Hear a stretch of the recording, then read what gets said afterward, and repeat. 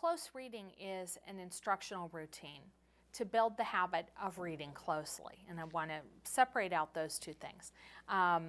When it comes to close reading as an instructional routine, it's further differentiated based on the age of the students that you're working with. So I'll talk about, generally speaking, grades 3 and up, and then I'll go back to primary. In grades 3 and up, what we're generally doing with close reading is a couple of times a week zooming in on a small piece of text, on a passage, whether it is a self-contained passage or whether it is a couple of paragraphs from a larger piece of text. We're zooming in on a small piece of text and we're having a text-based discussion about all of that. We're spending time hanging out with those couple of sentences or those couple of paragraphs. And we're moving students in a very thoughtful kind of way from understanding what the text says literally, how the text works structurally, and moving them into what does the text mean interpretively or inferentially. And that doesn't happen by accident. That happens with lots of guided instruction. The teacher is absolutely integral to being able to host those text-based discussions.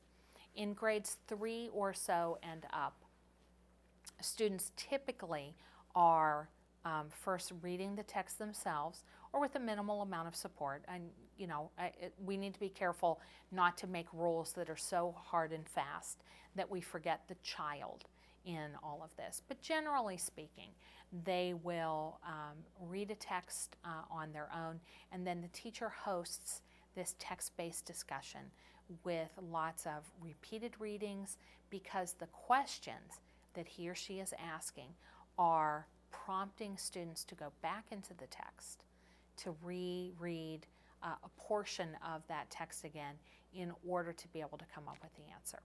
Now in grades K through 2, it looks quite differently. Students aren't reading a piece of text on their own, but rather they are listening to a piece of text that causes them to think.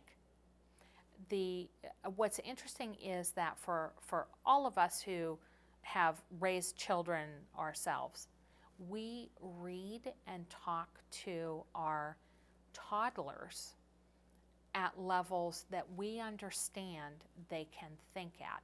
They can't read what it is that we're reading to them, but we still read to them, we have conversations with them, and so on. In other words, we're fostering their thinking skills, even though we know that their reading skills are quite a bit different than their thinking skills. We need to continue doing that as they move into primary. Yes, they're learning how to read. They're gaining those reading foundational skills, and those are very important. The phonics, the phonemic awareness, and so on are very, very important. But they haven't suddenly lost their ability to think. It's not like they went into kindergarten and now they can't think critically anymore. They've been thinking critically for years with their families as well. As teachers in primary, we're also exposing them, giving them a good steady diet of these more complex pieces of text that we read to them and with them, and we ask them those same interesting kinds of questions.